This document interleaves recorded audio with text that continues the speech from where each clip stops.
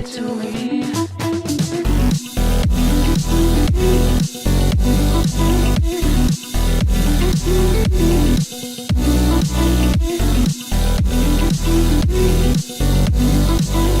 And if they don't, then I won't let it get to me.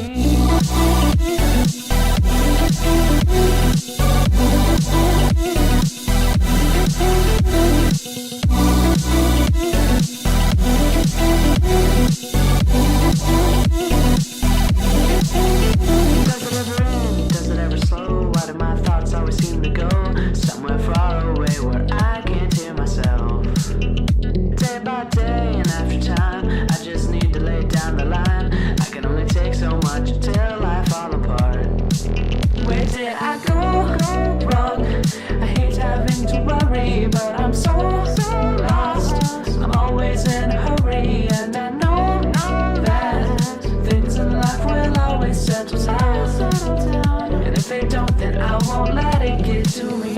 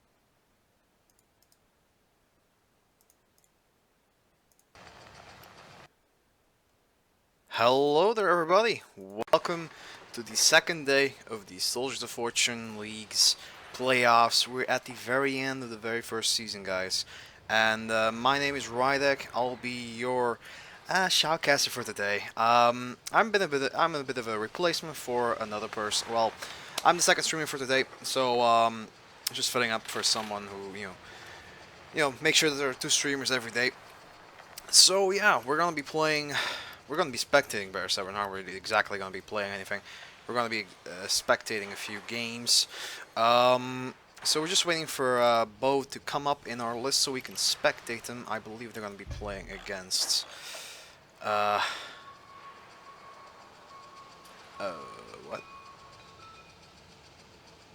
Oh yeah, still need to wait for the fourth game. Yeah. River of Death versus Danger, Badger versus Gorillas, 8CH versus BRS, but we still need to wait for both to make their game, so we can go ahead and start off. So yeah, let me just make sure that my stream is going. There we go. So, yeah, it should come online soon.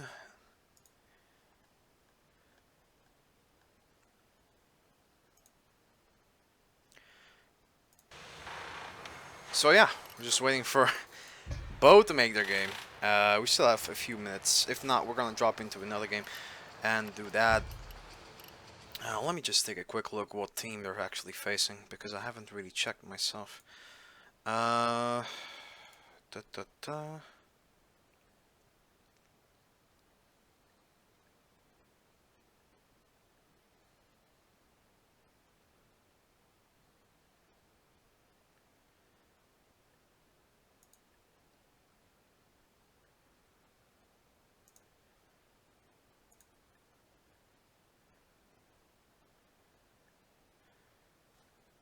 Alright, just give me a second here, guys.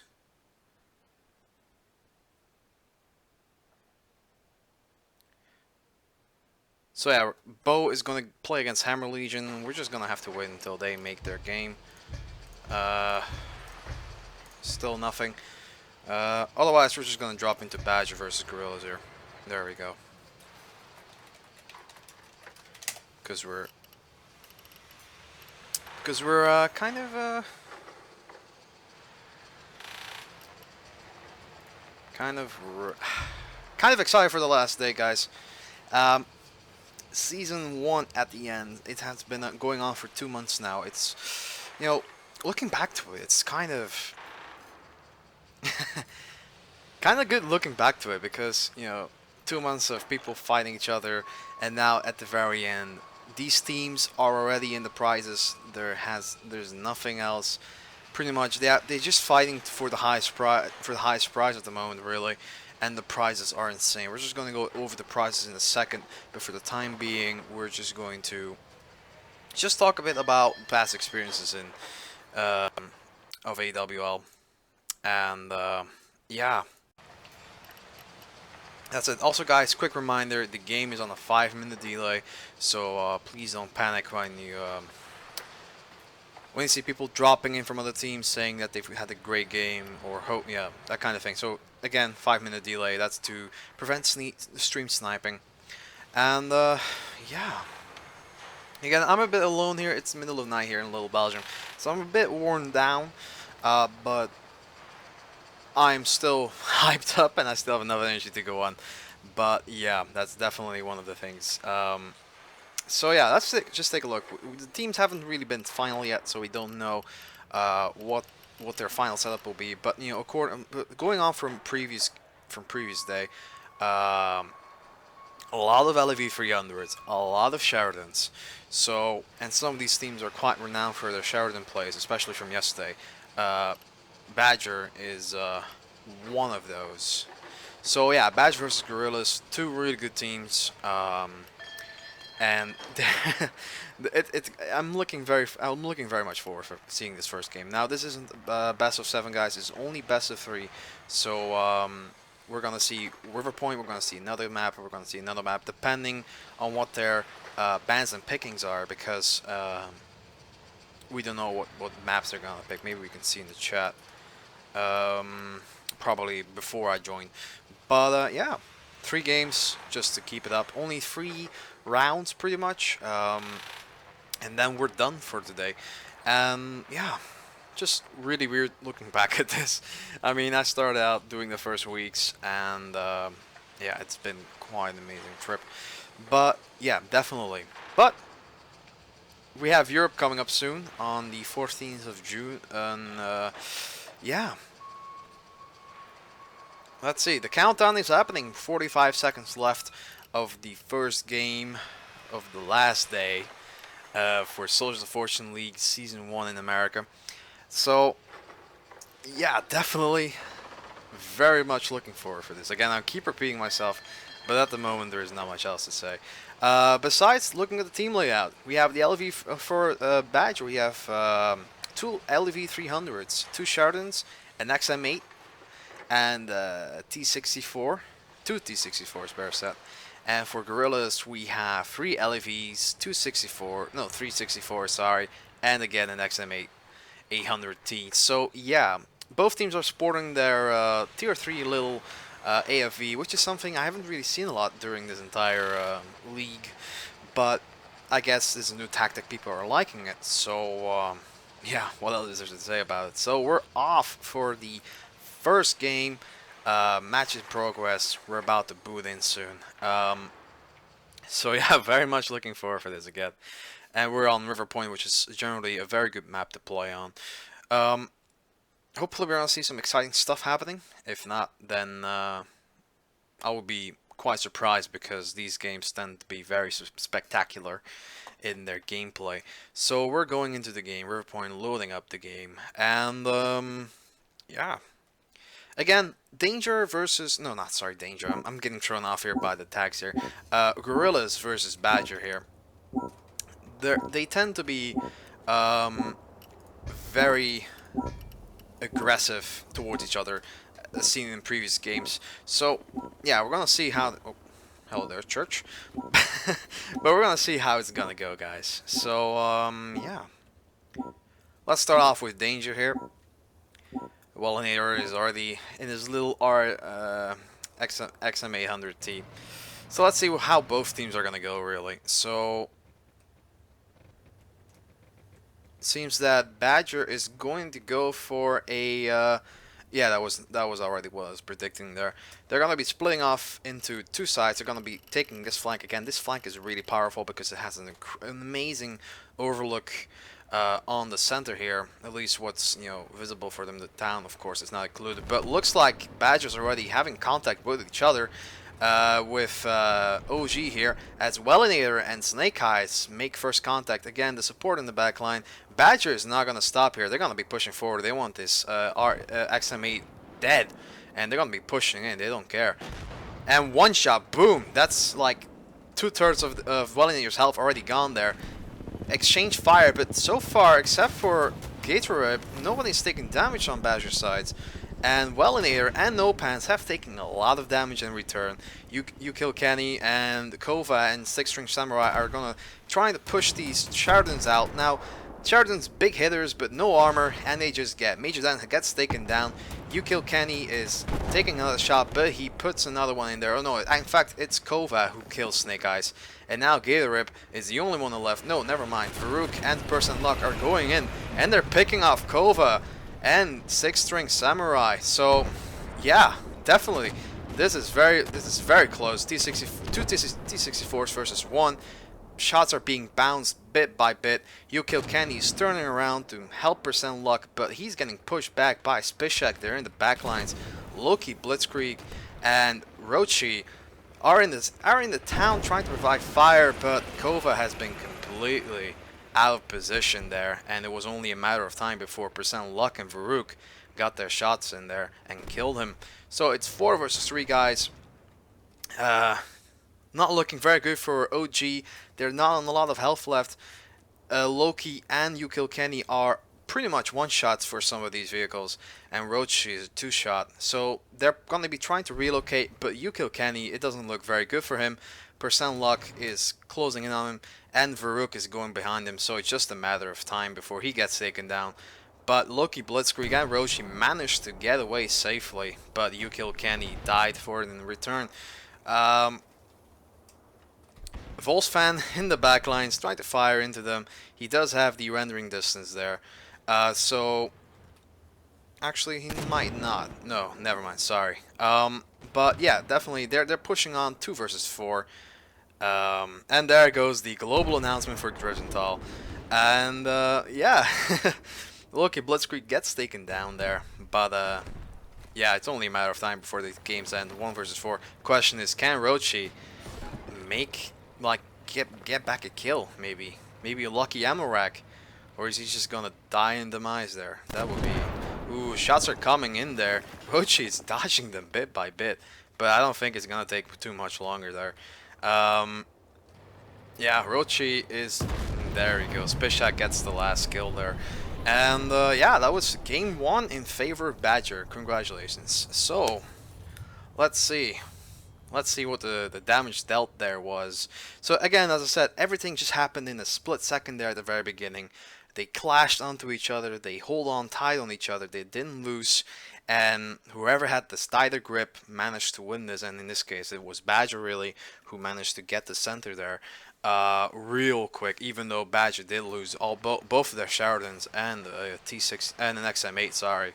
So yeah. That was definitely something. And yeah, look at the damage done there. The 4 remaining players, I mean, granted, the Shardens and the XMA both died really early on. So the damage here done is kind of extreme for some of the players here. But yeah, so let's go and go over this. Gatorip, 932 damage there, 7 spots. Major Dan, 436 damage, 1 shot. Snake Eyes 0, but he did spot 6 out of 7 people, which gives him, well, if this would be a real game, it would give him some reputation there. Spishak 2,223 damage, with Varuk having 1,500 Volsfan in his LV 300, 3000 damage there. Really good play there. He was in the sidelines firing shot after shot, so that was a good position. T64, percent luck, 515, not a lot. So, yeah. So, oh, I just clicked it out, didn't I? Oh, I just wanted to ready up. Oh, wow. Okay, but you know what we could see. I mean, I saw some of the numbers there. I believe the highest was 1900 damage there, by Six String Samurai, I believe. Again, sorry, I forgot. I thought, oh, that's just so silly. But anyway, yeah, minute cooldown is happening. The games are really going fast now. So yeah, let's see if we have any changes in their loadout. And yes, we do. I believe we have one less T64 for BMD1 for OG there, which is interesting because yeah, they trade some of the armor for some more vision. No doubt, no pants will be in the flank there, trying to spot people there. Same with maybe Wellington. And for Badger, let me see. Do we have any changes there? No, not at all. The same loadout for Badger. So yeah, cooldown happening. 20 seconds left, less than 20 seconds, 10 seconds. And the second game of Badger versus OG, day 2, is about to begin. There we go. Match in progress. Hope you guys all had a wonderful day so far. I sure had a wonderful day. In fact, I have a wonderful night. So I'm in a good mood. I'm in a good mood to party. But yeah, definitely. So let's go take a look at what's gonna be up for game 2 now. Now I do believe they forgot to change the map.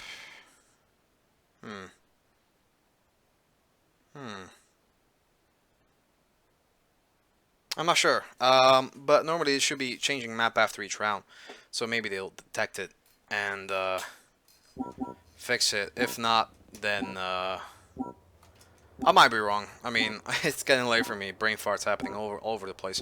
But yeah, let's see if anything happens in chat. Actually, let me just quickly.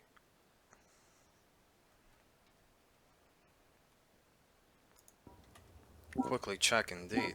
So we have Volsfan here in his LEV 300 now. Doesn't seem they're going to be resetting, so the workers are going to continue on as we do.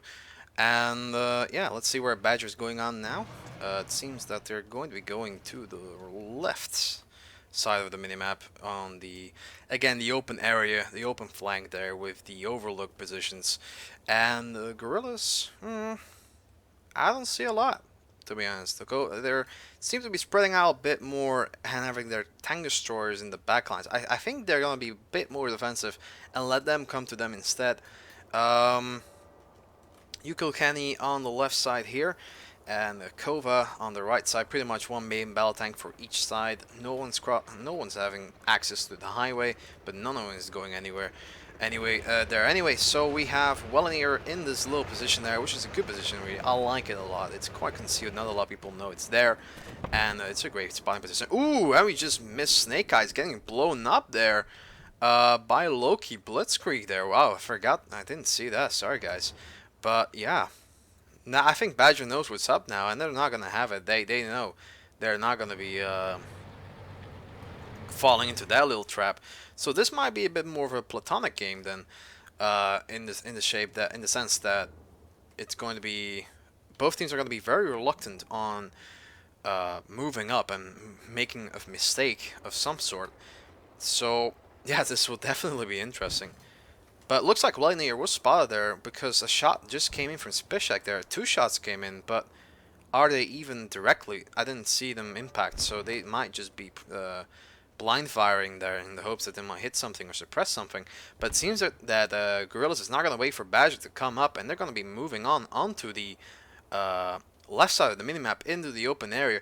Now they have a lot of mobile vehicles. They only has Volsfan in that flank, but looking at the loadout there, they can quickly come on their side and assist whenever it needs to be. But it seems that Volsfan finally spotted somebody because he's falling back, and Badger's already responding to this as I see some main battle tanks moving up and looking into that direction. So yeah, Crossfire's coming in. No Pants is taking damage there. That's like half of his health already gone there, and shots are coming in. But it's crucial here for No Pants to stay alive as he's the forward eyes there. Now they do have well in here in case he dies, but that makes it a 6-on-6 situation. But Rochi is not gonna have it. He's gonna move up here. Onto this left side here, and he's gonna make first contact here with Volsfan. Volsfan does not know he's here, and he missed a shot. And now Roshi is in a bit of a open position, and there he just took massive shots there. 6-string Samurai just blocked Roshi, slowed him down long enough for Spishak to kill him, and Volsfan finally going down. But that was a 1-on-1. And might be even a 1-on-2 for Badger's favor here, as 6-string Samurai is just taking shot to shot. But it seems he's in safety, and Spishak is now taking fire, although none of them has connected so far. So Kovac and Yukikeni in the meantime have been clashing on in the center here. Doesn't seem they've done any damage there, but Yukikeni certainly had a shot coming in there. So let's see what OG is going to do here with this new position. Badger definitely knows that this is not in their favor as of yet. They're if they would stay in this open area, they're prone to getting fired at one point. So they're going to be on the right side of the town here, where the guerrillas cannot fire at them at all. While 99% luck is going to clash here against Kova, and Kova and Yukilkenny does not have any support from the other guys, so it's pretty much Yukilkenny and Kova alone here against all these vehicles here that are going to be approaching him. Kova just took a massive beating there in just a few seconds while we were talking, and he's down to pretty much a one-shot. 2 shots maybe if he's lucky, but it doesn't seem that he's going to be surviving this. Percent luck is still full health, and he is trying to get there. Ooh, Kova is on 1 hit point. That is quite fortunate for him, but is he able to survive this? Percent luck is moving in for the kill now. Doesn't seem like he's going to be able to get a kill. Kova missed a shot, died there. Yukilkenny moving through now through the wall. And again, shots are missed bit by bit, and he just takes a massive pounding for going up there. Now that Wellinger is going around them, trying to suppress some of the Sheridans here, distract them for long enough, maybe Yukilkenny is trying to do a luring technique there, and Spishak actually went all the way around there. No Pants is kind of on low health there against Spishak, but Spishak is too, so they're both one-shots for each other. 6-string Shanghai is in that position there. He's, being there, provide support when need be. Yukilkenny is trying to lure them out, but they know that would be a bad idea. But now Loki, Blitzkrieg, and Welnir are trying to fire into the rears there of Varuk and percent luck. Varuk finally takes a shot there, and yeah, Badger's getting a bit split up here, but Mopan just got taken down by Major Dent, and that is one of their 2 AUVs out of the game. Yukilkenny is taking shot after shot now from Spishak. And ooh, Spishak just managed. Well, they missed the shots on Spishak there. That would have taken him out there real quick. But yeah, Vruk just destroyed Loki Blitzkrieg there. Yukilkenny low health, Wellinger half HP. 6-string Samurai is again in an Overwatch position, but he seems to be missing a lot of shots alongside the rest of his team, and I don't think it's going to be in favor for OG here. I think we're looking at a Badger 2-0 victory over OG. Yeah, the question is, can they kill Spishak? Can they kill any of the low health guys here? Maybe they can turn this around, who knows. Never say never, but the odds are against theirs at the moment. So yeah, 6-string Samurai trying to find the target here. And he does have a target, Gator Rip, but he just missed another shot. Wellinger distracting them, but Sheridan is coming in now. He's a one-shot for Gator Rip, and will he get the kill there? His percent luck just comes around, and no. This will be second win for Badger this night. Question is, can 6-string Samurai go down fighting? I will not go without fighting you all, he says. And there we go. Second game in favor of Badger. Well played by both teams. And up for the next game. Sorry guys. But yeah. Nah. Alright. Let's see what the results were this time. And this time I promise I won't click on any X's without covering it all. Again, I'm gonna confess I'm a bit tired here, guys. But yeah, definitely nothing special there. So let's take a look there. Start off with Badger this time. Gator Rip 1900 damage there in the Sheridan. Major Den 1100. They kind of reversed it this time. They make sure that they got some damage in. Snake Eyes 0 damage in his XM8, but he died at the very beginning. Sorry, he died at the very beginning, so yeah, there was not much he could do there. Speshak on 1500 damage, Varuk on 1200, Volsfam 328, and percent luck 1799. For Gorillas, the damage is kind of shabby. Kova 0 damage there in his T64. Loki Blitzkrieg on 618. Let me just ready up again.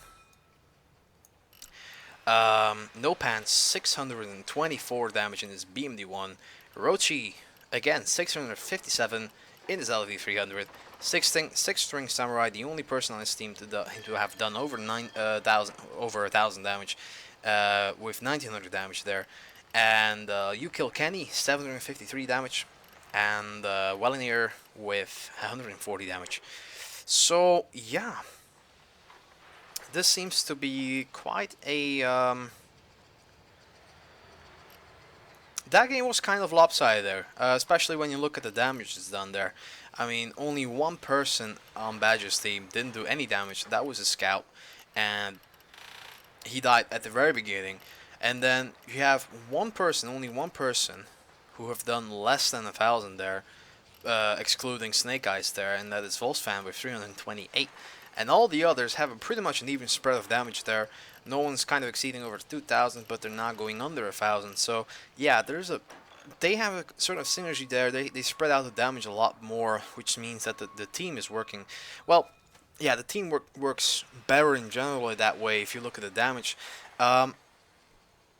Which is, not necessarily the indication that they're having a lot more teamwork, but you can certainly see some aspects there that they work together to get the damages done. With some other teams, you see 2 or 3 players having more than 2,000 or 3,000 damage, and the others kind of acting like guinea pigs, like not doing a lot in return, just dying maybe 400, 500 damage, and yeah, that kind of certainly shows it, but that doesn't mean that Gorillas isn't doing bad either, because even despite their lack of high amounts of damages, they did manage to, give an equal spread there as well, excluding from 6-string Samurai, who happened to be in a very good overwatch position there, and firing into vehicles bit by bit. So yeah, credit where credit's due for both teams. They're both working together. Again, repeating myself here, these are the best teams in the leagues. These are the top 4 out of each bracket, so the best 8 really, that are pushing on through to win the highest prize. Again, all these teams are winners already, as the prizes already are. They all win a prize per player. We're gonna go over these prizes soon though, but yeah. Let's take a look if the teams are gonna change. Looks like OG is going to fall back on having the BMD there and Sheridan? No. So they have 4 LEV 300s, 2 64s, and an XM8. XM800T, better said. And Badger, again, a new map, so a different tactic.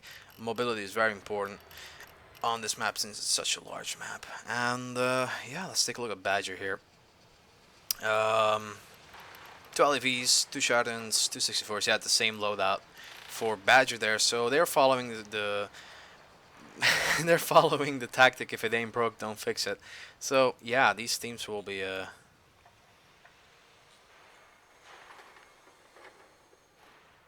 what is it? Okay, so yeah, let's go ahead and see the last game between Badger and Gorillas for this season.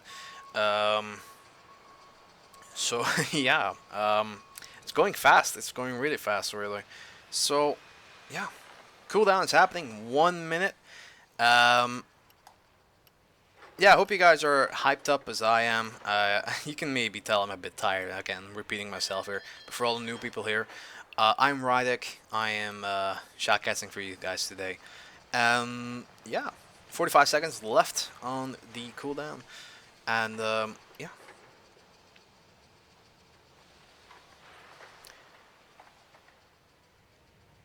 Kind of interesting to see how Badger's not changing their loadout, really. As, you know, Gorillas are very aggressive, and like they have a team setup that can be put up very aggressively, but also very defensively. They have two main battles that they can use to force something, and with the LVs as background support, or they can do the opposite, just being mobile and just being very aggressive, flanking, maneuvering everywhere with these very good tank destroyers. So yeah, let's see how this is gonna go. Against Badger, same loadout, two light tanks, an XM8, three LEVs, two LEV 300s, and two 64s. They're having the same setup, a very balanced setup nonetheless. Two of each really, except for an XM8. But yeah, definitely an interesting setup here. But let's see how it's gonna pay off for Badger here and the Gorillas. Gorillas going for a new tactic. Badger sticking to the old. And let's go ahead and check out the map. Now, I think they actually kind of reduced the height on the map there, because I remember going a lot higher in the previous patch, which is it's not really much of an issue, but yeah, being able to pan out a bit further to see, that would be nice. But again, it's a larger map, so it doesn't really matter. Badger and seems that Badger's a bit more spread out in this spawn, which is not necessarily bad. So let's see where they're going. Badger seemingly going to the north, maybe refinery. I don't see anybody going for the refinery except for Rydekk and Percent Luck. Yeah, again, they're the main battle tanks, and they're probably going to be as a screen there to see if there's anybody there. While the rest of them are probably going to set up in this side here. Now again, the north is a really good position to defend from, especially when you have vision and you have tank destroyers just firing shot after shot after shot from that position, because it's a high up location, it's open. So yeah, it's definitely a good position for Badger to be in. For Gorillas, let's see, they're going into the south here. They're following the main road there into the bottom left corner, and they're probably going to be defending from here or even attacking from here. Now again, also very open position, and if you look from here, it does show a great bit of map here, although they're kind of restricted by the refinery on their right side. So who knows, they might sneak a few main battle tanks around and into this road and completely surround them as they're in the corner. But yeah, we have 6-string Samurai, who's kind of going to be the eyes here in this flank, seeing if there's anybody going to be there. While the rest are just moving up. Pretty much they're going clockwork as they're going down from each spawn to the other. Now again, this is encounter, so it means the central, the objective in the center here. They're gonna be, it's gonna be very highly contested in on this map generally, because it is such an enclosed area, so to speak, as it's completely surrounded by buildings, limited ways of accessing and leaving. So yeah, they could always potentially go for that if the situation asks for it. But it seems that only T-64s are going to be hanging around, as the much more faster and mobile contingent from Gorillas here are going to move up here into this north bit here. And I'm not sure if they spotted them already. I think Wallinger is actually aiming at them. Yeah, I think they are, because I think they've been spotted. And now let's see what they're gonna do with it.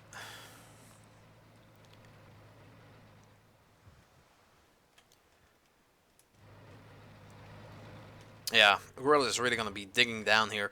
But while this move does enable them to have a lot of oversight, because they have 4 tank destroyers pretty much that are in need of open areas and great lines of fire, while Badger, again, having a bit of everything there, so they can respond to situations a lot more easy than, for example, Gorillas, when you can put them out of their comfort zone. And what would that uncomfortable position for Gorillas be at the moment? Well, that would be capping the objective. Now, okay, Danger is probably realizing that Badger is probably going to go for the cap, so they're already redeploying there. So they're going to go back into this bottom corner here. But yeah, I wouldn't be surprised if Badger is going to try and pressure the capture zone here at one point or the other, or they're going to let them come to them instead. Now, some of you might not realize, but this game can be kind of compared to a game of chess, as you only have a limited amount of pawns, so to speak, a very limited amount of special, like a queen, like a bishop, a rook. You know, some of these vehicles do have a special role in each team, and for example, an AFV is a very important piece in any game of chess, armored warfare chess, so to speak, because it does give him a lot of vision. And if Wellinator or where is he, Snake Eyes die, then they lose their vision, depending on who dies. Wellinator for OG and Snake Eyes for Badger. So let's go take a look at this very special piece of chess here, as Wellinator is scouring around. And again, they're Gorillas staying together in the group this time. They don't want to be split off again like they did in the last games. So they're going to be moving up really well together there. Again, the LVs, very mobile, great guns, great rate of fire. So definitely something they plan to do, they intend to do. And Gatorip has been spotted, and he's taking shots. One already connected, the second one connected. He's in the water now. This slows him down. A third shot just missed there. A fourth shot just missed there. Gatorip is clinging on in his life here. Just shots whizzing by bit by bit. That's like 7 rounds there that haven't connected there. And finally, combat is happening. Spishak and Volsfan are moving back into a position to help counter this this aggressive position from Gorillas here, back in their own spawn. Wellinator is in a position where if he gets spotted, he could get instantly blown up there if Badger is prepared for it. But they're still moving up into a position there, so if he gets spotted, he might have enough time to relocate. But not if Volsfam and Spishak move up further and spot him. I think he has been spotted. He's moving back now. Volsfan has taken shots there, but so far no shots into Wellinator. Looking on Badger's side, Gatorip did manage to survive this, and just take a look here on Badger's side. They're on this lower part here, they're protected. There's no artillery in the game, so they are safe. But yeah, Badger needs to yeah, that's one of the issues when you have such an a versatile, like a combined force there. I mean, the main battle tanks are hanging out a bit further back in the refinery. They don't have the mobility, and if they would, and Wellinator spots them, then they would be cut off there. But yeah, now Major Dan, Spishak, and Volsfam are in a bad position there. Roach just got focus fire there. 2 shots hit there. Volsfan is taking shot after shot, but by the XM8 there. There goes Volsfan. Spishak taking another shot. We have Snake Eyes coming in now, trying to help out. Rochi's been stuck on a rock there. Spishak is taking another shot. No Pants doesn't in fact kill Spishak. Snake Eyes is firing his other cans into No Pants. No Pants dies by Major Dan, who's on the higher road there. But there goes Snake Eyes. And this is pretty much a 3-for-1 exchange so far. But Wellinator and Rochi are kind of one-shots for any of these vehicles. And while that happened in the north, Gatorip just took another shot there. Farouk is getting pushed back there by Ukilkenny and Kova, but Kova just got killed there. But yeah, if percent luck and Kova can, or Farouk can kill Ukilkenny, then they might be in a better position. But Wellinator just takes down Gatorip, and it's just the 2 main battle tanks versus 3 tank destroyers and an AFV and another main battle tank. Ukilkenny, pretty much all he has to do there is proximity detect them, really. Stay safe, spot them while the rest relocates, and they're already in a good position to counter this. Farouk is holding on here. He's showing his front there. He knows that they're there, but it's only a matter of time. Wellinator is already moving in to spot them. Percent luck did manage to kill Kenny though, as we didn't see that happening. And Wellier just got killed by Farouk. It's 3-on-2. This might actually be... This Badger may actually pull this back because Rochi's low in health. Section Samurai is a 2-shot, so if the tank destroyers... oh, never mind. There goes Farouk. Now it's just 99% luck there. That was a good play there from Gorillas there. That really aggressive push there on the isolated Badger forces there into that onto on D9 there. That really, you know, cut off the tail there from Badger there. And Loki Blitzkrieg, he can take 2 shots, maybe 3 here. And all he has to do is put 1 in there. Percent luck had no chance. He showed his side. And that was a good game for Gorillas there. Well played. It's 2-1. And let's go ahead and go into the next game after a little break. But first, let's go and check out the damages done there by both teams. I'm always jumping the gun there. But yeah, let's go ahead and take a little look there.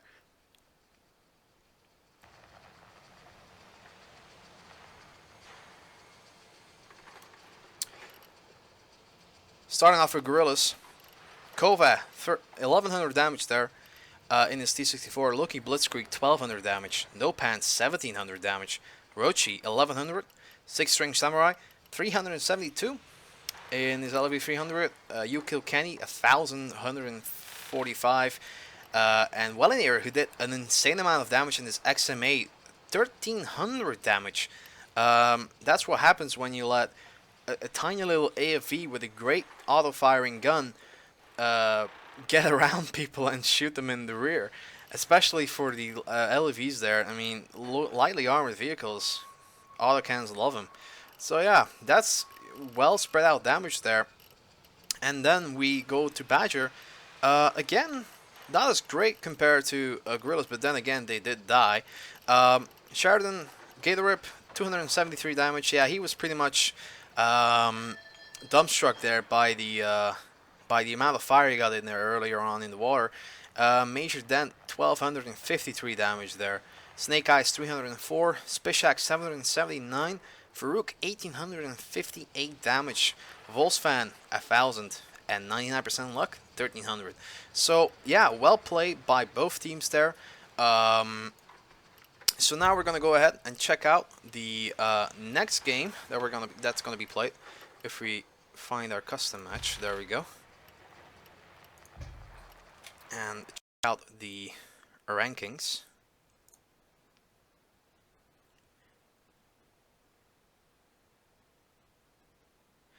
So now we are going to hopefully cover Bow versus River of Death.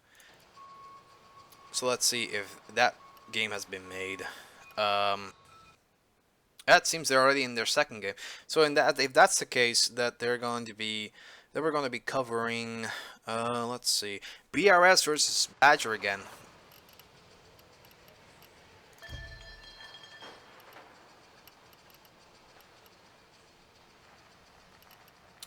Do I already have Observer there? Wow, that's quick. So yeah, let's see. Lost Island.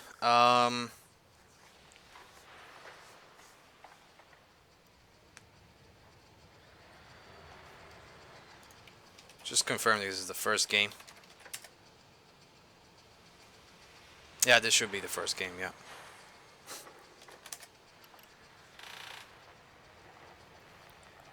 Alright.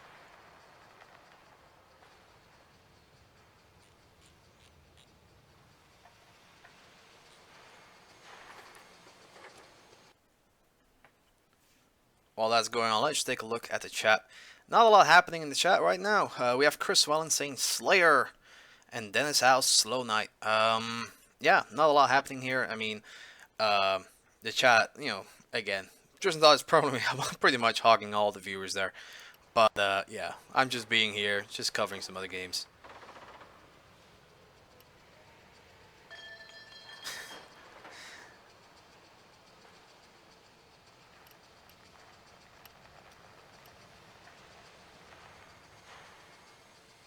Alright, while the games are getting set up. Let's go take a little break. I'll be back in a second. I'm always in a hurry, and I know that things in life will always settle down. And if they don't, then I won't let it get to me.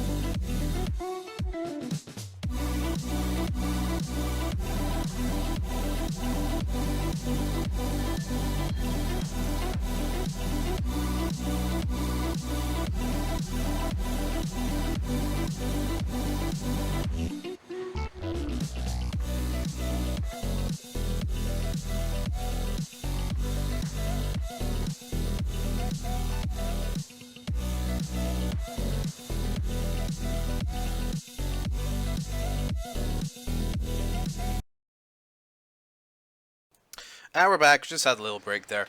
Yeah, games are about to begin. We have BRS versus Badger now. Let's go over the team there. Oil Money there, playing in the Sheridan for BRS. We have Das Moss in his LV 300, Angel Bob in his LV 300, Boastful Toast driving the T64, Pink Guy driving the T64, Ozzy in his LV 300, and Joker in his Sheridan.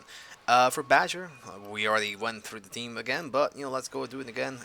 For this game, we have Spishak driving the LV 300, Snake Eyes driving also the LV 300, Gatorip in his Sheridan, Volsfan also driving an LV 300, Verrook driving his T64, Major Dent in his Sheridan, and 99% Luck driving a T64. Now, what's interesting is that Badger does have this exact same loadout. Except that Snake Eyes is now driving a LEV 300 instead of an XM8, which is on Porsche Storm quite a clever decision because AFVs, most of the fighting will be on the port side or the north side, which is, scouts aren't really that important on this map because there isn't a lot of open areas to cover. So, again, quite a clever decision to leave the XM8s out of there. BRS is doing exactly the same. They don't have any AFVs whatsoever, and decide to opt for a mirror match, really. Badger versus BRS have the exact same team loadouts. 3 LEVs, 2 Sheridans, 2 T64s, and yeah, let's see. So pretty much, this will all boil down into who has the better plays, who has the more experienced players, the better players, or whoever makes the first mistake, really. So the game is going on here. The countdown happened. Jocker has announced 0 seconds left. Match is in progress. We're loading in.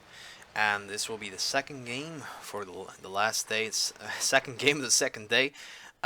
Game number 1. Or round number 1, how you want to say it. So, yeah. Now again, Porsche Storm is a map that kind of has everything, just talking in general here in PvP. Porsche Storm has a very heavy center, like for main battle tanks, main battles to clash out, but they also have a lot of great opportunities, like good positions for tank destroyers and AFVs to perform well in. But that's only for 15 on 15 PvP, not for 7 on 7. 7 on 7 team coordination games, like in this, like league games, they're a lot different. So AFVs, good decision on a map like Porsche Storm. In general, if you're having 15 on 15 players, not so in a game where you only have 7 and they have big scary tank destroyers. Well, it's a mirror match, so it doesn't really matter. But yeah, let's take a look at how this is gonna go. BRS is going through the port here, through the containers. They have their light tanks, very mobile, big hitters. The LEV 300s, again, also good hitters. No, the alpha damage is less, but the rate of fire is better than the Sheridan. Sheridan does a big boom, while the LEV will continue to poke you full of holes until you're dead. Githerip and Spishak are both in a good position there behind that building, while the rest of them are moving on next to the ship there, utilizing the cover. Now they have Angel Bob here in the back lines, entirely in the back. Once he spots somebody, I think he actually did fire. Yeah, Volsfan just took a hit there. And Joker is actually getting pounded there by Spishak and Githerip. They're moving in. Rydekk and Percent Luck are coming in from behind. Joker is out of French Sheridan. He just put a big shot into Spishak there. Spishak dies there by Joker there. It looks like Pink Guy got the first shot into him then. And Githerip and Rydekk are now in a split off situation there, but not for long. Percent Luck is now coming around alongside Snake Eyes. Githerip is out of this position now. He's gonna fire into the flanks there. There goes Joker. Percent Luck taking another shot there. He's on half HP. Rydekk just took another shot, and he's on 350 health right now. It's 6-6. They traded one kill for another one. Dasmos is on the highway trying to fire into the rears there. I don't think he has a shot yet. Might not take too long. He might be able to take down Rydekk there. There he goes. Oil Money just took down Snake Eyes' LV 300, and Percent Luck just got obliterated as well. It's 6-3 now in favor of BRS. BRS now having the numerical advantage. They move on to Major then. They're not going to let him get away from there. There he goes. Githerip and Volsfan are the only people left on Badger, and they're just getting picked off one by one. Volsfan managed to get away. Githerip didn't. And yeah, now Volsfan's trying to return the favor here, but Dasmos just put another one in there. It's just who has more health, and in this case Dasmos does. So first game for BRS there. That was a really quick game, but it was a good one. So yeah, I'm glad I could say that. Again, that was a mirror match. They had the same amount of vehicles, the same types of vehicles. So yeah, it all boiled down to whoever made the first mistake or whoever was better than the other. So yeah, that was really interesting to see, guys. I enjoyed that, watching that and spectating that and shoutcasting on that. So yeah, let's wait and see what the damage is. Starting off with BRS, no, for yeah, BRS, we have Angel Bob, who has done 1800 damage. The best of his team. Boastful Toast in his T64, 1500 damage. Let me just ready up while we're doing that. There we go. Dasmos having a bit shy of 1,000 damage there. Joker, the only one who died on his team, 437 damage though. He did get a kill. Oil Money, 947, also a bit shy of 1,000. Ozzy in his LAV 300, 1,200, nearly 1,300 damage there. And Pink Guy, 1,700 damage in this T64. Again, the main battle tanks on BRS has done a quite large amount of damage there, while the Shadowlands, in comparison, didn't do a lot. But then again, let's not forget they have big hitters, and they did manage to get a kill each. So the damage, neglectable. So for Badger here, Githerip, 0 damage. Major Dent, 0 damage. That really hurts. Snake Eyes, 342 damage. Spishak, 356 damage. Rydekk, 1100. Volsfan, 445. And Percent Luck, 398. That was quite surprising to see. I expected them to do a bit more damage there, but unfortunate there. And notice how the Sheridans didn't do any damage whatsoever on Badger there. That's really surprising. But yeah, let's see. Again, the 2-minute countdown has occurred. And while that happens, let's take a look at the chat, see if there's any new things on the board. Chris Wellen says, when I was on the 8 line and back off, I wasn't spotted. I was getting out before that. Oh, so he's one of the players there. He's Welling here. So, hello. Colby Boy says, hey, what is Will going? I'm in queue for tier 10. Yeah, so let's go ahead. Last minute is happening. And let's see what's going to be up for the second game between BRS and I forgot the name, Badger. Oh shit. I forget the Badger's name. I couldn't believe that. Anyway, last minute happening. And let's see what the team setup is. Any changes? Nope. Badger is going for the same cake. And BRS, let's see. Yes, exactly the same. Both teams are following the motto: if it ain't broke, don't fix. So yeah. Let's see how it's gonna go. Now again, the teams have switched around, so we might see a bit of a different tactic here from BRS now, or completely the same. Um, we don't know. We don't know. Only time will tell. So the last 5 seconds. Oh, there we go. Oh,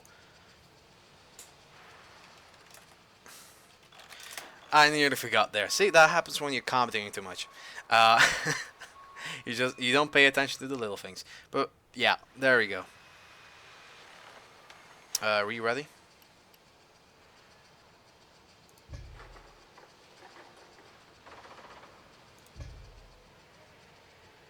Okay. Alright, seems that the cooldown is happening again.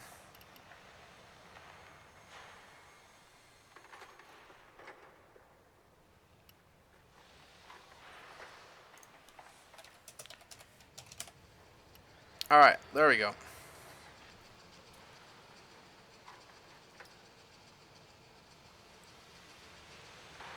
$15 seconds, 10 seconds. Yeah, a little bit of my mistake there. So, yeah. Again, the same mirror match here. There's not much else going on there. So, yeah. Second game of the, yeah, there we go. So,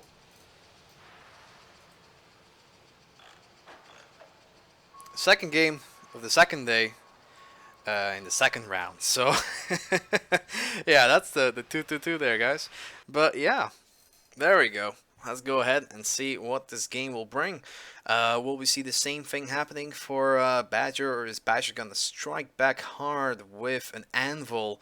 An anvil. They're gonna throw an anvil on top of them, guys. But yeah, definitely. Here we go. Port Storm loading up, and yeah. Let me guys know what you guys think of the tournaments of the. What do you think of the leagues so far? The leagues in general. What your favorite teams are, maybe. What your experiences are, if you enjoy watching them. Bear said, and this and that. So definitely, let's see what's gonna happen here. So again, teams have switched. So BRS is now in the position of Badger from the previous round, and now we're just gonna see what they're gonna do with this position. If they're gonna try to do the same tactic of BRS did last round, or they're gonna do something completely different, we don't know. Now let's go ahead and check out percent luck here. Now, I do get some critique sometimes from people saying, hey, you should do more of these low to the ground kind of shots. But honestly, I prefer the bigger picture, seeing where everybody's going, because this isn't just your own point of view, this is just the team's point of view, what they're going, what they're doing. Yeah, I can sometimes sneak in a little point of view kind of scene there, but I mostly forget because I tend to know what's happening all around them, and yeah, even still I kind of forget sometimes, but that doesn't matter here. We have oil money here in his Sheridan, and it seems that BRS is keen on keeping in the port here. They have the two T-64s, which might be a big mistake here from them, because they're completely split off there from the rest. The Sheridans are in no position to help them if the time arises, but they just... One of the Sheridans just managed to do a big hit onto percent luck there. He is on 854 health here. So let's see what's gonna happen now. Is Badger gonna respond to this? Yes, they are. They send their LVs back here. They know they're in the sport area, and they're just gonna push over. Look at this wide fan of BRS here. They're spreading up. They make sure they're not conflicting with each other's line of sights here, which is a good thing. And they're trying to flank around there. You see Ozzy and Money here, both in the flanking position alongside Das Moss and what's this, Angel Bob there. While Pink Guy and Boastful Toast with Jocker are in this position there. While Badger is on the higher road now, but seems that they're getting shot by some of the BRS members now. So far, only percent luck has taken damage, but for how long? Um, Snake Eyes, Spishak, and Volsfan are trying to hold off against this forward contingent from BRS there. All three of the LEVs are there, and Oil Money, who's now kind of acting like a more armored AFV there, trying to spot them from close by. But yeah, let's see how that's gonna go. I don't think we see a lot of damage there. We have Oil Money who did got a shot there from one of these three vehicles, I think. But so far, not a lot happening. We have Pink Guy and Boastful Toast trying to pressure Badger there, trying to spot them on the highway.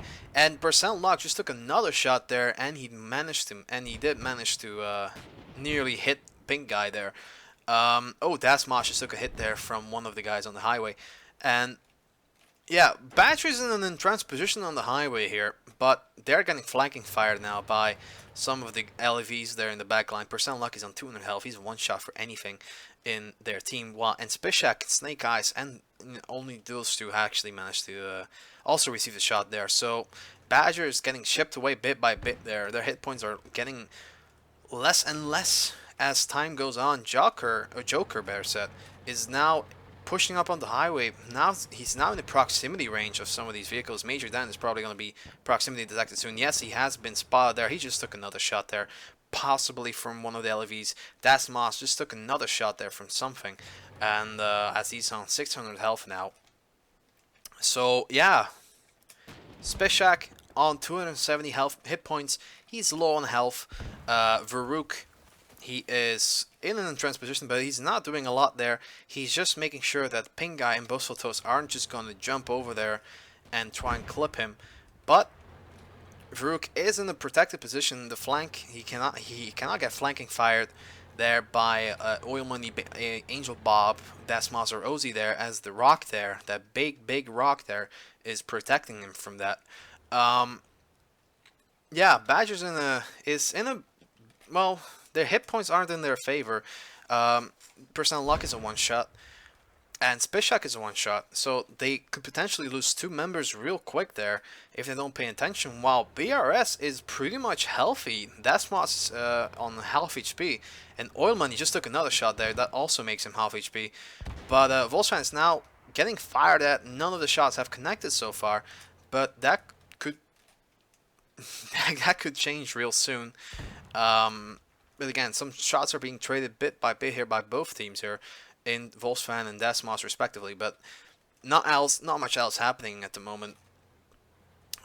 Joker is trying to get some shots in. Seems that Gatorip and Major Dan have fallen back there completely onto the lower part of the road, making sure they're not getting flanked around there by any of the main battle tanks, but they're not, as they're in the south end side of the highway there. So Oil Money try to spot Snake Eyes and Spishak, but they're not gonna move out their position. They're behind this big building. They're safe. Volsfan seems to have a shot into Pink Guy, but I think he bounced a shot there. I saw something bouncing off there in the distance. So it looks like Pink Guy and Boastful Toast are going to be in for the kill on Varuk here. They have to be careful though. They're right next to each other. They could conflict with each other. Maybe some friendly damage if they're not careful. So let's see what they're going to do. Maybe there's going to be proximity detecting them while Ozzy tries to get around them. Let's see if Ozzy can actually fire into the rear there. I don't think he would unless he falls back completely. Varuk just took a shot there. And again, that rock is saving him from the flanking rounds. Varuk is turning around there, seeing what's up there. I think he has been spotted there. But yeah, Boastful Toast and Pink Guy just dilly-dadding there at the moment. Let's see what happens on the other side. In the center, we have Joker just taking out Gatorip. We did miss out on that bit there. Major Dan took another shot there. Oh, he's on 70 health now. That could be a potential 5 versus 7 at the moment. And remember, they only have 2 members on their team that are healthy at the moment, sort of. They have, well, actually 3 members, sorry. Spishak is on low health, 270. They have, where is he? Percent Luck, who's also on 200 health. And looks like Badger's trying to push around. Oil Money is on very low health. Volsfan is moving around. Ozzy trading shots with Snake Eyes, but Snake Eyes is a one-shot as well. They have to be careful that they don't ram each other to death. Ozzy just takes a kill onto onto Snake Eyes, and Spishak returns the favor there by killing Ozzy. So it's 2-5. Spishak is a one-shot. Volsfan is a one-shot against a pretty much full health BRS team. Dasmos is the only one on this side, but he's getting support soon. Angel Bob is in the flank position. Volsfan, I think he was spotted there because I just saw shots coming in. Dasmos takes down Spishak, and I don't know what the last kill was, who killed Volsfan there, but yeah, that was a slow game, but that was tactically a sound game. They were very patient. Both teams were very patient, but BRS had the better vision there. I think Badger kind of had to do an earlier push there. I don't know what exactly happened there at the very beginning there, when they first clashed between each other. But yeah, that was a slow game, a slow to start game, a slow to yeah. So yeah, that was I believe, was that the last? No. That was the second game there. So let's take a look at the damage there. We have Gatorade Sheridan 0 damage, Major Dandin Sheridan 542, Snake Eyes 379 damage, Speshak 795 hit damage, Varuk 736, Volsfan 2000. That's quite a lot, and we have Personnel Naku with 0 damage in his T64. So yeah, we're going back into River Point there. Angel Bob for BRS. Angel Bob 1766 damage there in his LV 300. Boastful Toast in his T64 did 1172 damage. Dasmos also in his LV 300 690. Joker 837. Oil Money 2172. Ozzy 1300, and Pink Guy 774 damage. So yeah, that was a bit of a, again, a bit lopsided there from for BRS. But let's see. Let's ready up again. Make sure we're ready up. And yeah, let's take a look. Are they going to go with any different team loadouts? BRS is going for the same exact thing, but Badger here is going for an XM8, and they've traded that in for an LV300. So they're going in with the good old first round there, as they have 2 LEVs, 2 Shardens, 2 64s, and an XM800T to provide some vision. So let's see how that's going to go for Badger here, as they are down 2 games.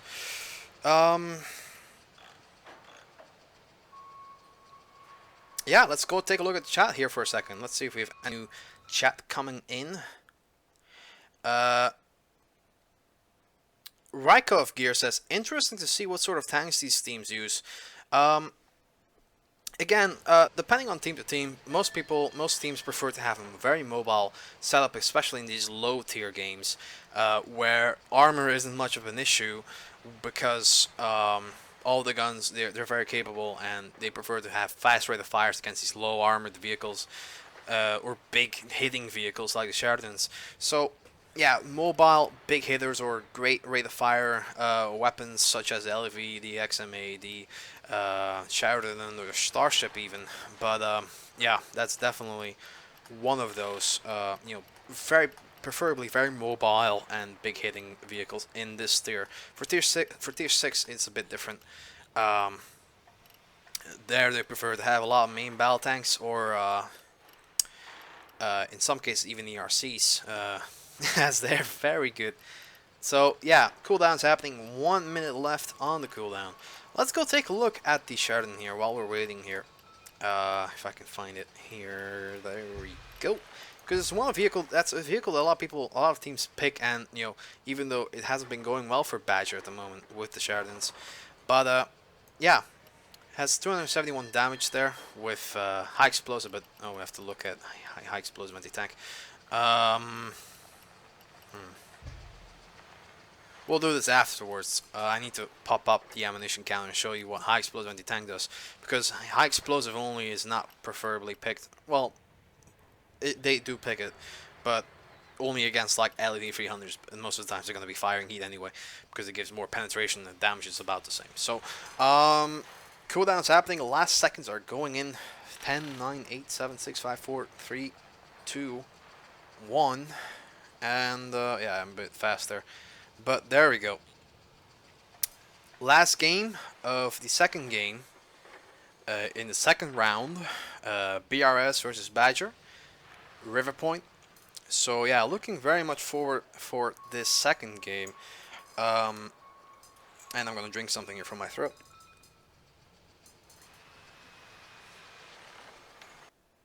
Match in progress. Oh, that does great.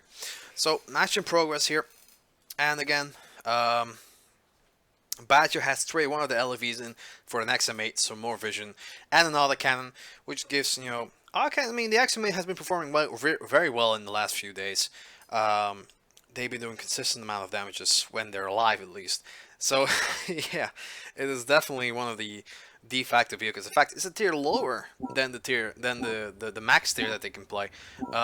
So it kind of shows that, you know, the XM8 is really good even against tier 4s, which shows something about the balance in the game. So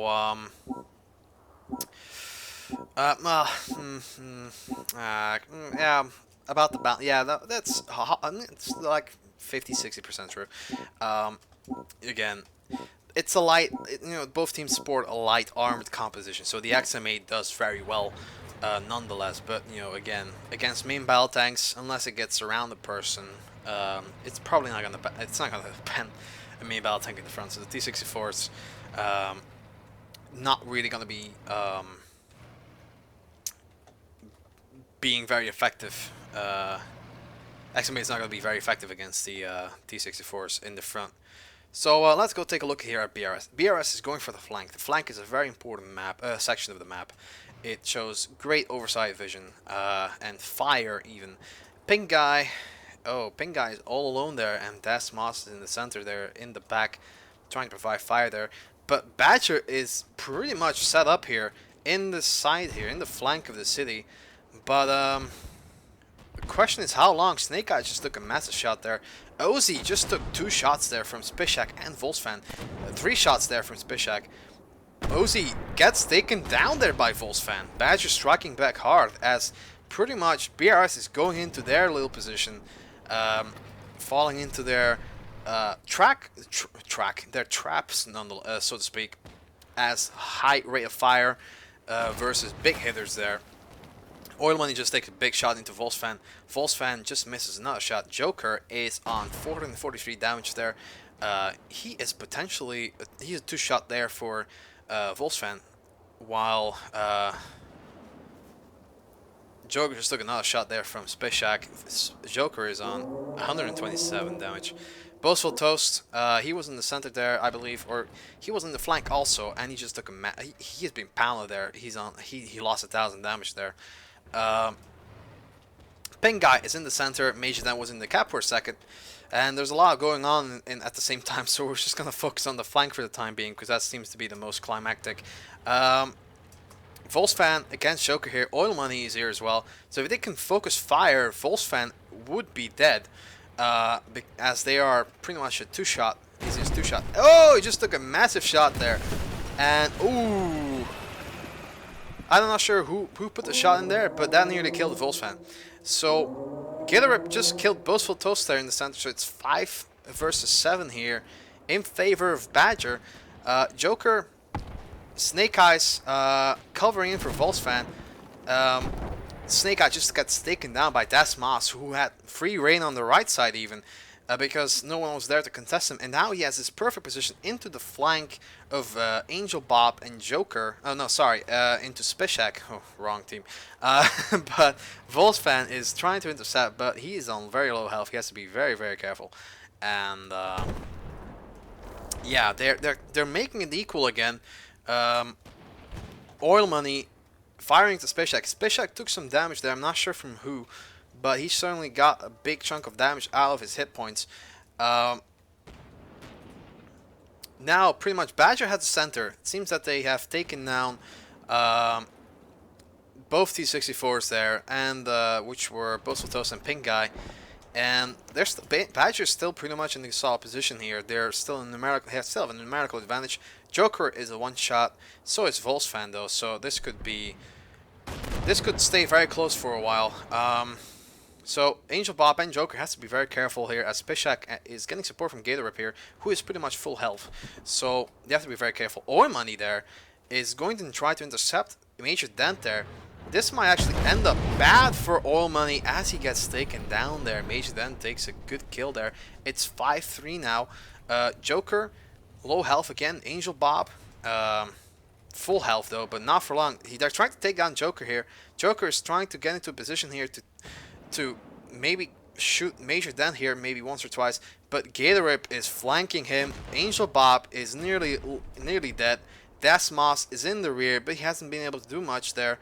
And there goes Joker. Angel Bob low on health, and there goes him. Special kills him, and it's 5-1. This is not looking very well for BRS here, as Badger might take a game back from the previous map here. Dasmos just takes 2 shots there from, or 1 shot really from, well, it depends, you know, he just lost half his speed and now he's dead. So yeah, it doesn't really matter. Badger takes the last game. It's 2-1 in favor of BRS. And let's go ahead and jump into the last game, which will be let me just quickly check. That will be Bo versus Gorillas. So yeah. But before that, let's go ahead and check out the damage done by both teams there, because that was quite an equal game there for quite a while. They've exchanged damage there, and I think they've both done considerable amounts of damage there, both teams. So starting with Badger here, Gatorip 958 damage in the Sheridan. Major Dent doing 2,525 damage there in his Sheridan. Snake Eyes being taken down there very early, well, not very early on, but it didn't do any damage there.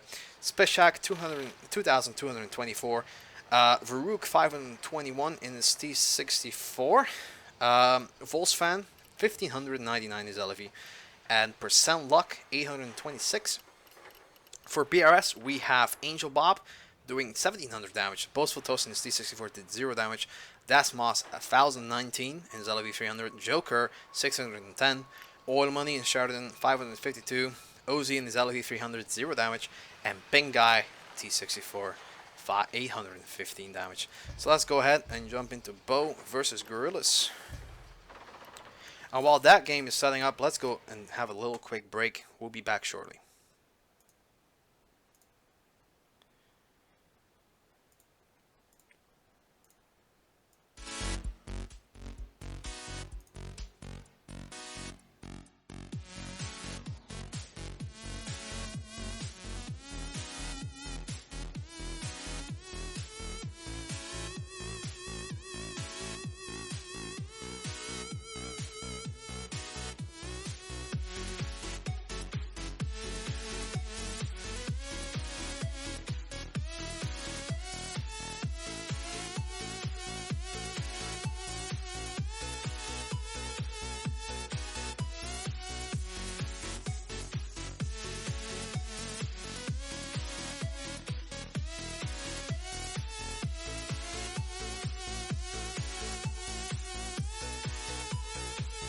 Pretty much set up here in the side here, in the flank of the city, but question is how long. Snake Eyes just took a massive shot there.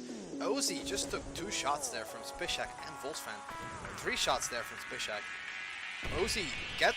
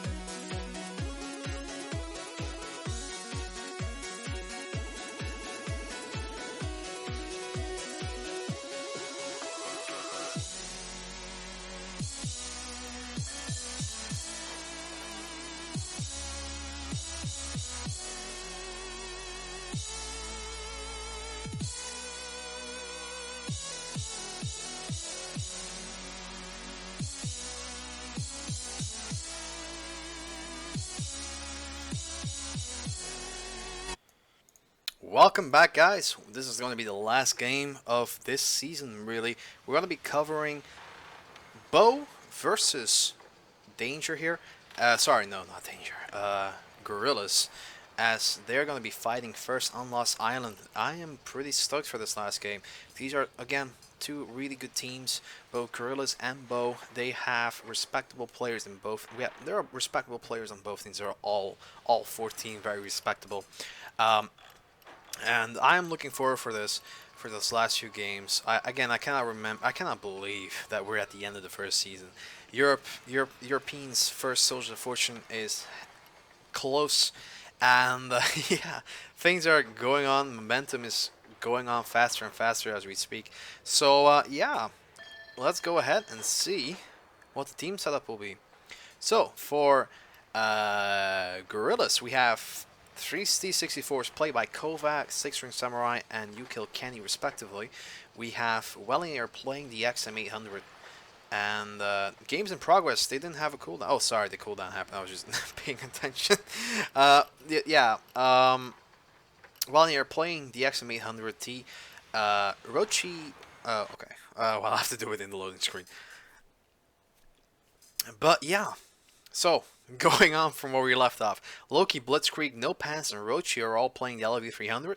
And for Bo, we have 4 T-64s played by Nut Punch, Bacola TNA, Sierra Pete, Tank Warrior. And we have 2 LV300s played by Inky V3 Gaming and RC Salty. And we have PK Maka 27 playing in the XM8T. So, again, big focus on main battle tanks here. No light tanks here whatsoever. We're on Lost Island. This map is infamous for its main battle tank clashes, and we have 7 in this game. I am hyped. I'm stoked. These games are always fun to watch, and we're definitely gonna see some exciting stuff here. Now let's see where Bo is going here. We have Bo probably going to go to south here. Yes, we have Inky V3 Gaming, who is going to be up in the north trying to scout people if they're there. But all the others are seemingly going to the center and the south. Same happens for Gorillas here, as they're doing the same thing, except that they're not dedicating one person in the north. They're all going south. So, again, 4 T-64s for Bo here. They have the health advantage, the hit point advantage here. But it doesn't matter if they're just going to get picked off one by one here. Look at this contingent of T-64s here in this narrow section here. They're ready to blast anything here into smithereens once they spot them. We have Volunteer in the center islands here. spotting people here and left and right. And yeah, let's go take a look. Bo is in the cap. They have two of their 4 T64s in the center, in the cap. And NKV3 Gaming is just driving around there. There's no one there to contest them. They're just driving in there really quick there to try and get the cap going. If we could get a cap win, that would be fantastic to see and exciting. So now that Gorillas is going to reply to this, they send all their main battle tanks in the central crevice here, in this ravine, so to speak. And NKV3 Gaming is making contact with No Pants. No Pants is taking damage there, but NKV3 Gaming has taken a lot more damage there. I think he actually got fired by another person there. We don't know. But yeah, let's going back to the center here. Kova and 6-String Samurai are pushing on through here. They have neutralized the cap for the time being, but 4 main battle tanks against 2. Best thing for Bo is now to just push forward, but they don't know what's ahead in the south.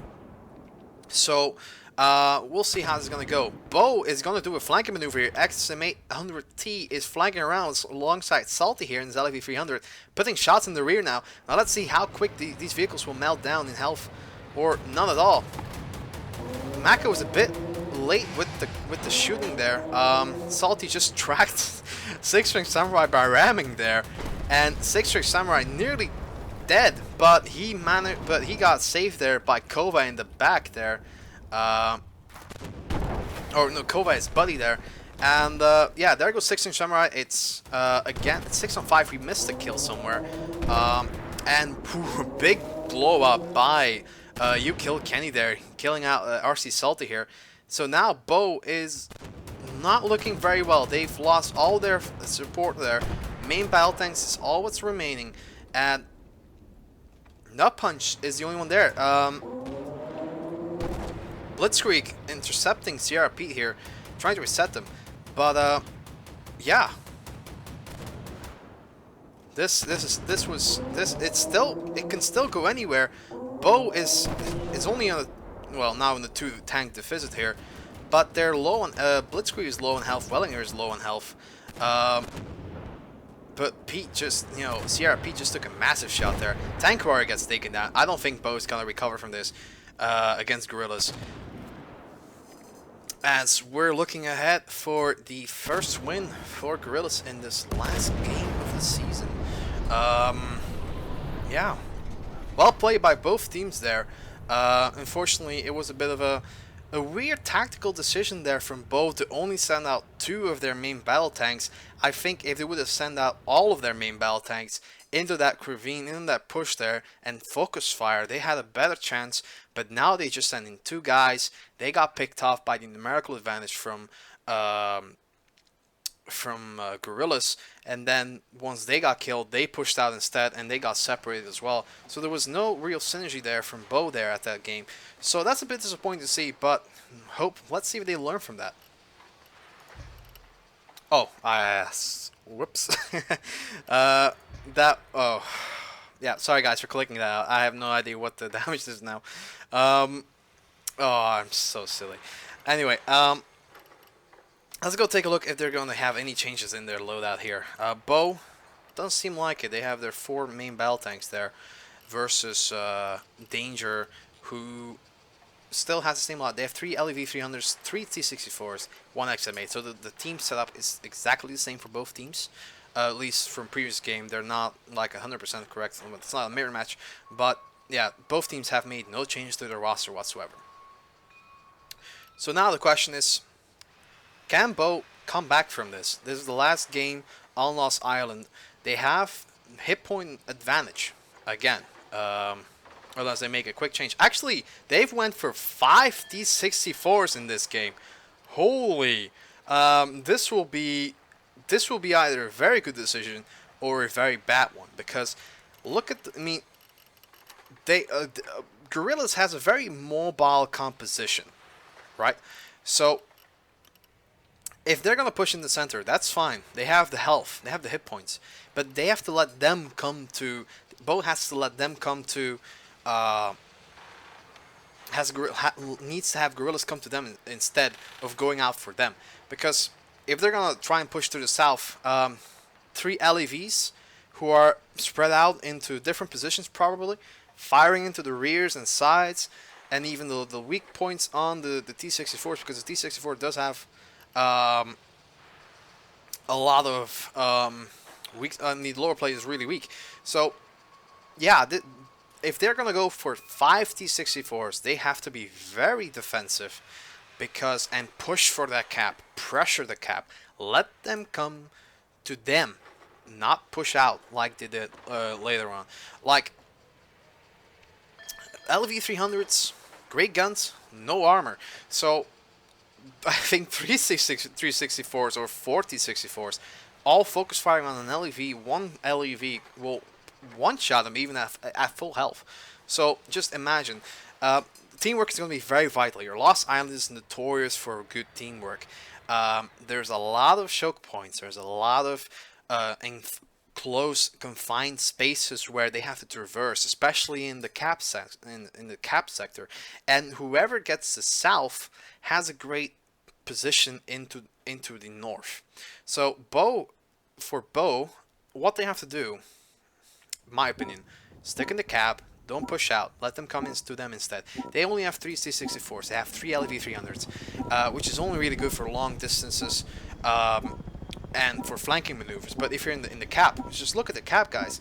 I mean, they have to be in the north then, pretty much, or on the end of the airfield. So we'll see how this is gonna go. A very mobile composition versus a very like slow composition, but has a lot of armor and a great chance of pushing the cap. So let's see what we're gonna see. GG. Let's go ahead and check Bo out first. Let's see where they're going. All of them are going in south now. Yeah, it seems that they'll be going all in the south here, unless they're gonna move up on the central part. No, they're all going for the south. So for guerrillas here, seems to be spread out a lot more. Again, the LV 300s are moving up in the north. That's actually quite rare, because usually the north isn't really used a lot.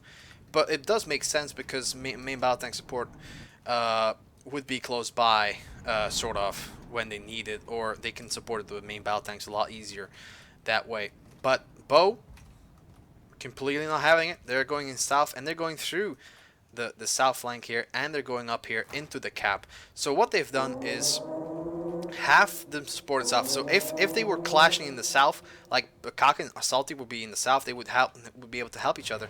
But now they're in this lower part here, which allows for danger here. Not danger. The tags keep throwing me off. The for guerrillas here to actually flank around here. Imagine them just. If Bo has to push on through here, there's only 3 main battle tanks with an XM8. There are 50 seconds left on the countdown here, on the cap here. So they have to do something real quick. And there was invisible tanks there for a second. Look at that party. But yeah, definitely. Bo has to do something here. And they're finally going through here. They're pushing through simultaneously. Look at that stalling charge here. But yeah, Kova, it seems like they'll be focusing on Kova the most, as he's the most out of position there. And Kova getting shot in the rear now. Valinir and Maka are clashing with each other. Nut Punch is on low health though. They took a lot of damage for just a single kill. And now that Gorilla has around them, this is disastrous. They're now completely flanked around. NKV Gaming, it's getting focused down there by the fast-firing guns.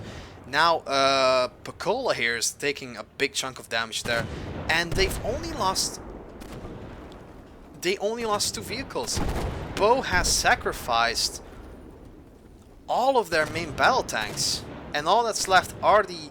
Oh, sorry, no. I'm getting confused there.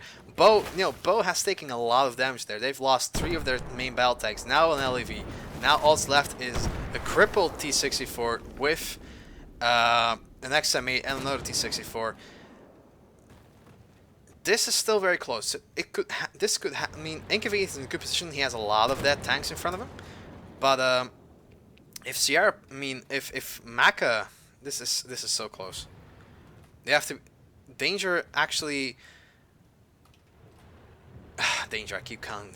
Oh, gorillas here. Gorillas need to be very careful. They decided not to continue on here. They're deciding to flank around. That was so hectic there for a second. I actually switched around teams there for a second. I apologize. So, yeah, CRP is actually in a quite strong position there. He's the only full health vehicle left on Bo's team. It seems that their main battle tank push has worked off there, but now Blitzkrieg is getting fired there by Mecha. He has taken a lot of damage there. That's 400 damage off his hit points pool there. He is pretty much a one-shot now. High explosive would even kill him, but they have to be careful. It seems like they're going for a double flank, so trying to get into even if they don't. I mean, look at this clever tactic here by InkyV3 Gaming. He uses the corpse of an already dead vehicle as his rear protection, but it didn't matter. No Pants took him down no matter what. GRP's taken down. Loki Blitzkrieg did manage to get the kill onto Mecha, and now it's a one-on-one. CRP gets another kill, gets another shot in there. They're both around the same amount of health, but the question is, whoever gets the more shots in there, well, wins. I mean, both are two to potentially even the 3 shots, and in this case, the LEV has the advantage. He can fire out a lot more shots than CRP does. So let's see if Loki's gonna be. Yeah, he's gonna be smart. He's gonna be relocating. He has all the time in the world. He has 5 minutes. He has to cap for 3 minutes and 40 seconds. So he has all the time.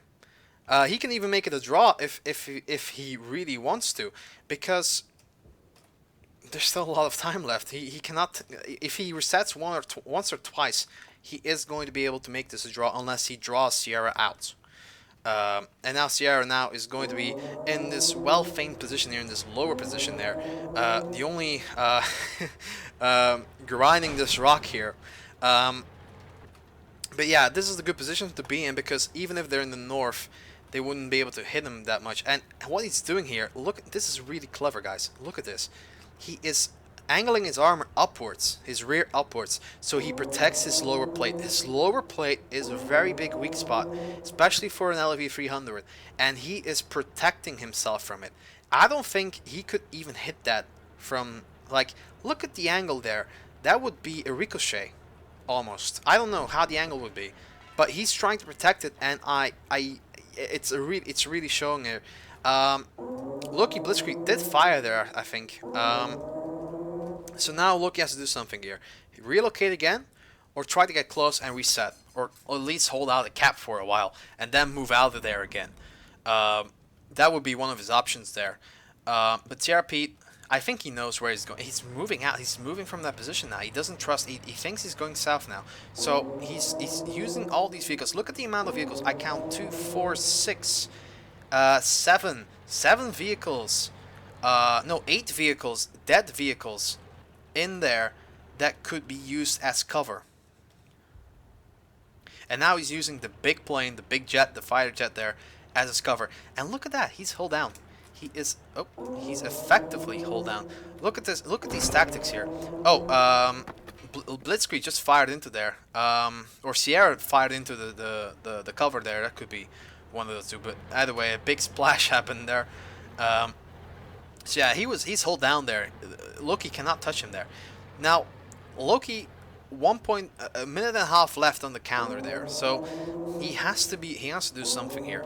Now Sierra knows where he's going. Well, he can pretty much predict it by just, you know, knowing what his last trajectory was. So now Loki has to go in there. He has to go and try to get close. He can take 2 shots maybe, but the turbo will definitely kill him. Pete is now looking into him. CRP is now in an advantage here. He's hull down, and Loki would definitely, if he can get a shot into, he would take a big shot there. It's a bit of a stand down there, like, and he's firing high explosive. Loki is firing high explosive. He does not want to kill Sierra here. He just wants to reset the cap. 35 seconds left on the cap. If this would be a win by cap, that would be insane. And Sierra just missed. Oh no, he actually hit a shot onto Loki. Loki has to do something here. in order to win this or even draw this out. But Pete has been playing this brilliantly. He's using the cover, he's using the geography of the map into his favor, and now he knows he can take a shot, but Loki cannot. So he drove out of the cap there. I think Sierra is wanting to go for the kill there. He wants to go for the kill. He could have played it safe, he could have stayed in the cap there, but he did not. Sierra Pete is going to go down, and that was a risky fall there. And Loki Blitzkrieg now actually has what he wants. Sierra Pete, sorry, has actually been baited by Loki. He could have gotten the cap, but now he's not gonna grab Loki here, because he's faster than him. And he drowned! He drowned! I cannot believe this.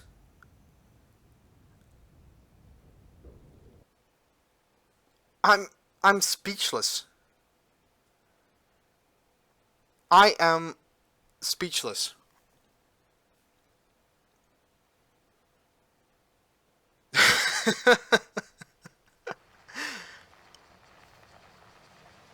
Bo had the win. Loki fell back. There was less than 30 seconds onto the objective.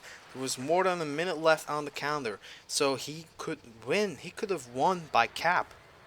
And Sierra Pete, I'm not sure if that was a directive from his team or he got greedy, because he went in for the kill. And what he did was he drove out of the cap, reset it, and he lost. He drowned. He killed himself. This is a victory for Gorillas. I'm speechless, honestly. I am speechless. I am speechless. Wow.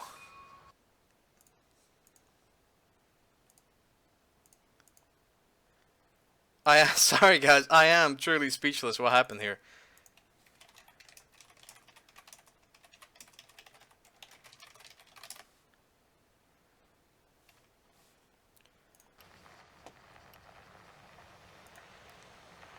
I cannot believe it.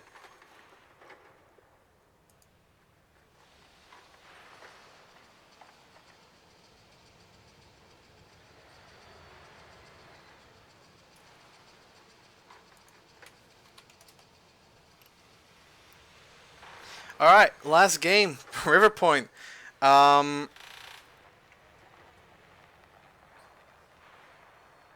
Yeah. I'm baffled. I'm sorry. Oh, I think the thing has been reset now. NQV3 Gaming. Never mind. He rallied up again. I think the cooldown resets now. No, they're just gonna continue on. So, yeah, last game of this season, guys. Again, I wish I had the prizes, but unfortunately the website has been changed and all the forum posts are gone. So I have to go and fetch the prizes from the Armored Warfare official website.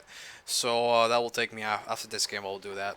But yeah, the prizes are not slim, guys. They're quite insane, to say the least. I believe 15,000 gold for the first winner, for first prize for each player. Plus some premium time, plus a special forum tile. So yeah, the prizes are quite insane. That's for per player. So after this, we're gonna go over through the brackets, see into the brackets and over the points and see who's gonna win this, won first place, second place, and third place, and so forth. So yeah, last game of the second game, second day bear set, the last round for today, and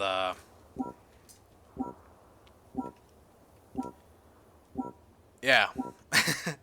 I'm still reading a bit from last game, but let's hope that doesn't affect me that much in this last game. Gorillas versus Bo here.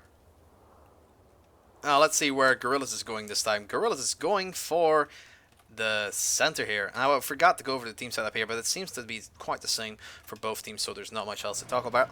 So yeah.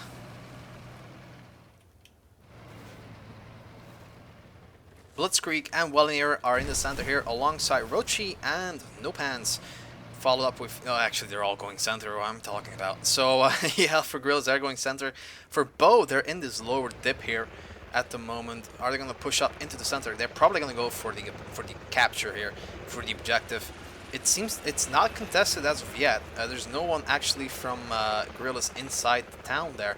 But Maka might actually be having a good shot into Wellington. No, he just falls back here. He fired a few shots, but all missed. And but they both know where each other are, probably. So, yeah.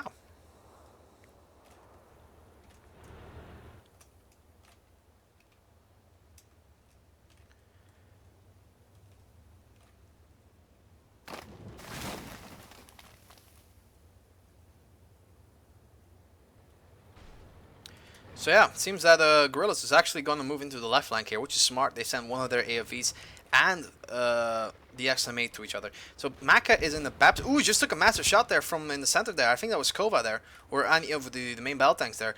And he gets taken down. There goes the vision of Bo.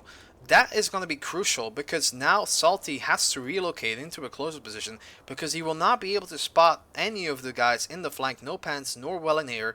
And he has to fall, go and pick up a different route, but he's gonna meet up Loki if he continues on that way. And looks like Nut Punch and Tank Warrior are now gonna be trying to contest the center here. They're behind this big building here, which does have the cap in there, so they're kind of protected from that. But the buildings are open at certain locations, so they have to be careful for flanking fire there. So yeah, Bo is focusing on the center here.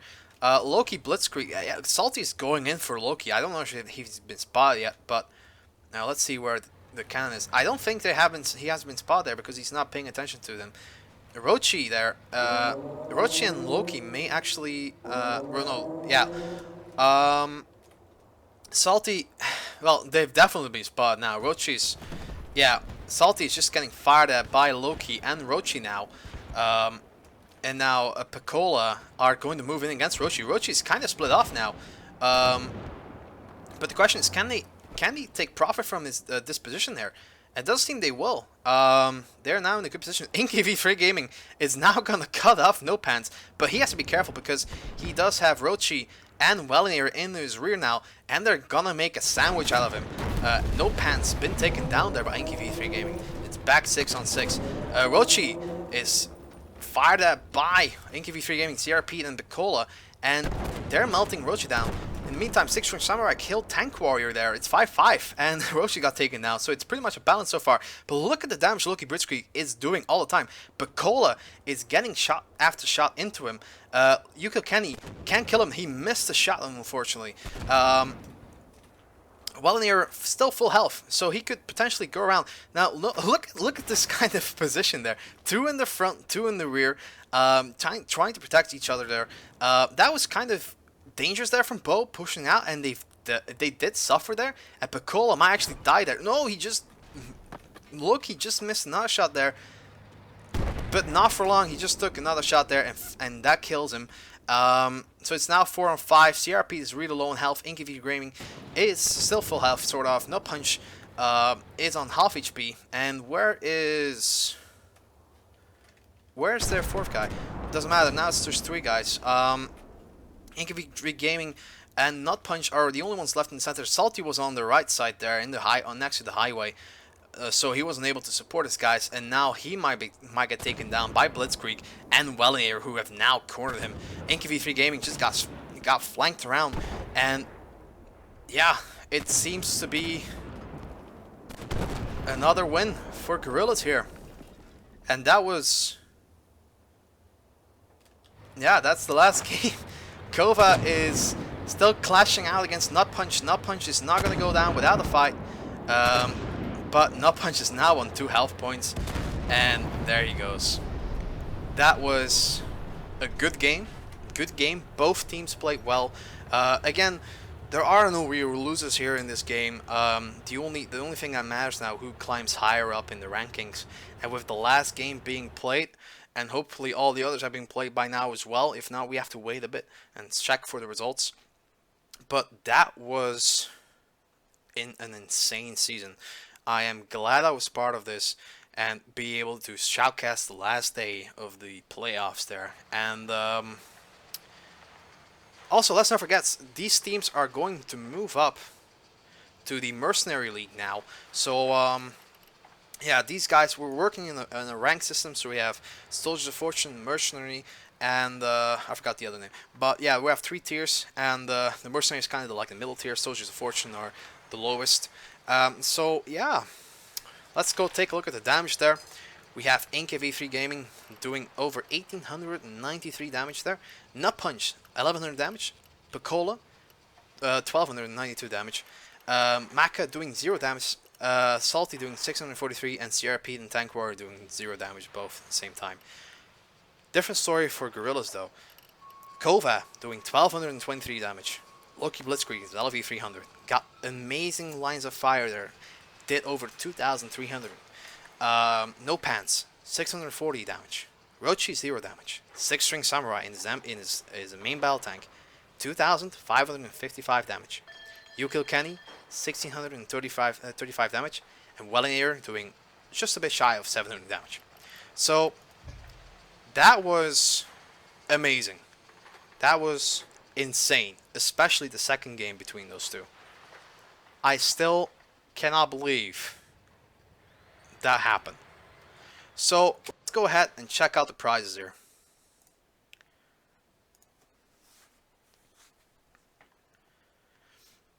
And yeah, let's go ahead and check out the prizes there. So let me just grab the post here a second. Yeah, that was really good. I'm gonna check out the brackets in a second as well, guys.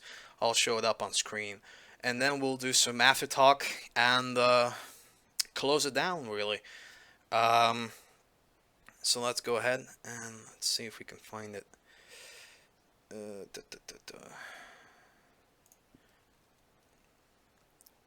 So yeah, the first place. These are for the first place. Oh no, we're just going for fifth, eighth, and fifth. These are for all players in those teams. Fifth to eighth place get 5,000 gold, 1 week of 50% boost, and a special forum title per player. Fourth place 8,000 gold, 1 week, 50% booster, plus a special forum title. Third place 10,000 gold, 2 weeks of 50% boost, special forum title. Second place 12,000 gold, 3 weeks of 50% boost, and special forum title. And first place 15,000 gold, 4 weeks of 50% boost, and a special forum title. These are the prizes. So let's go ahead and quickly check out the website here and see if all the games have been played so far. We can quickly check in the custom match, see if there's any games left. We have Badges versus Danger. Those seem to be the only games left. So, and that will probably be the last game as well. So, let's just wait and see. I'm going through the results here. Let me just quickly show you my screen here. Nope, media, AWL, no, screen capture. There we go. So, just quickly refresh that.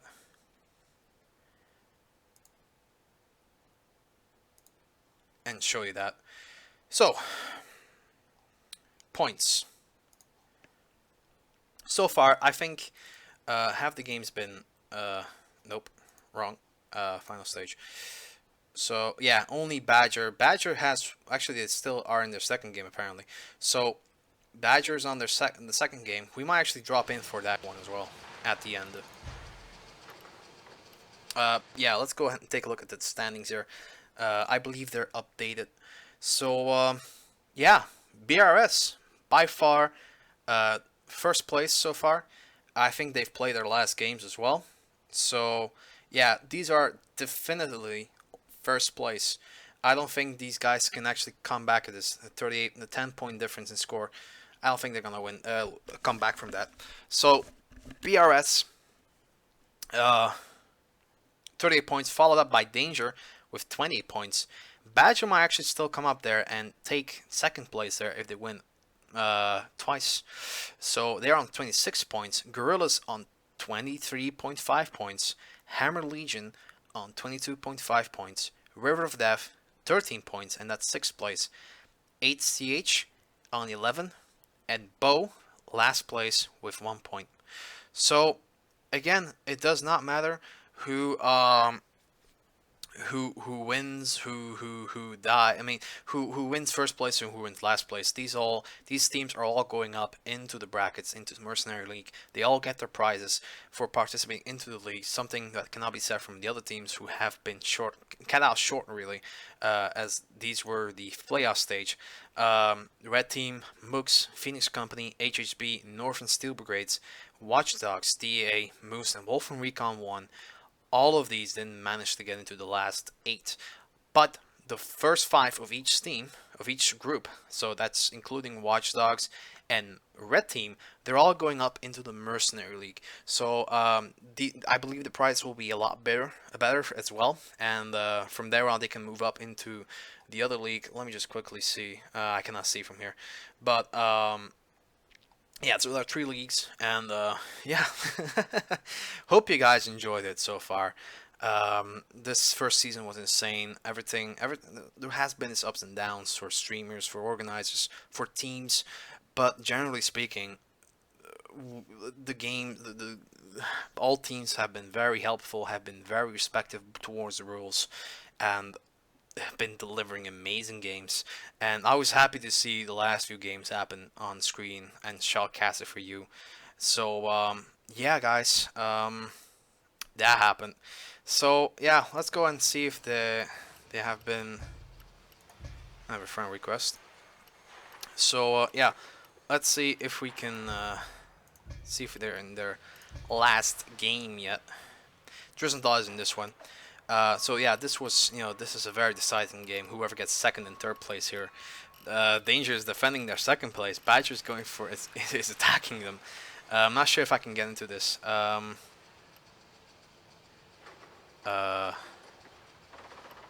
they been made? Have they left? Let's see. Yeah. Let's see if we can sneak into this last game here. Yeah, it seems that this game has also been done. Let's ask for the winners. If not, we'll have to wait a second here.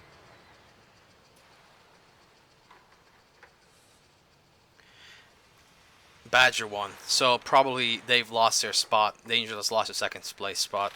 So let's go ahead and jump into Drizenthal's room here and talk a bit with him while we wait for the points to settle in. So yeah. Make sure you guys are here. Once this delay is gone, we're going to bring the stream right back up again. Hopefully have some of the team captains to talk about here in chat. So see you guys in 5 minutes, or in your case, 10 seconds. Hello there. Hey, hey. How did it go? Went freaking awesome. A lot of chat near the end. We're all just talking about the problem with the NA queue time, but very active chat. I mean, better than nothing happening. So yeah, keeping a lot of people around. I was streaming at 15 people here on YouTube on the official Armored Warfare League YouTube page. But yeah, I had one insane game between Bo and Gorillas there in the second game on Lost Island. Bo had the win there. There was a minute left on the time and 30 seconds on the capture. It was 1-on-1, and Bo kind of got eager there, and they went out the cap. And then, to make matters worse, he drowned. Oh no! In the lower part, giving the win to Gorillas with 30 seconds left on the timer. So, yeah, that was a bit insane. I was speechless there. So, yeah, for all you guys, you can check the replays out on if you're interested for that game. You can check it out on the official Armored Warfare League's website once it has been rendered out. And yeah, that was definitely that was, I think, the highlight of tonight, actually, because that was awesome. That was silly. That was silly. But, yeah. Hope you had some awesome games to spectate on. Yeah, definitely. I think last night, yesterday we had a lot, not a lot better. We had some pretty good highlights yesterday. Today wasn't bad, but yesterday was pretty freaking awesome. So we've got 200 seconds until the delay is gone, and I'm gonna go live again. That's awesome. Do you want to do a dual interview with people so that we can just be in the same? No, well, we could do it. No problem. Well, it's up to you. I'm just Yeah, we can do it. We can do whatever it. you want. Oh, I need the codes from you. We got 3 winners. Oh yeah, sorry. All right, give me a second here. Okay. Hotmail. Let's make sure that I'm not it's showing my screen. A whole bunch of strings of codes for people to grab. No. But yeah. Yeah, that was an insane game, really. So yeah, I'll be dumping the chat delay as well, guys, and I'll see you guys in, well, 5 minutes then.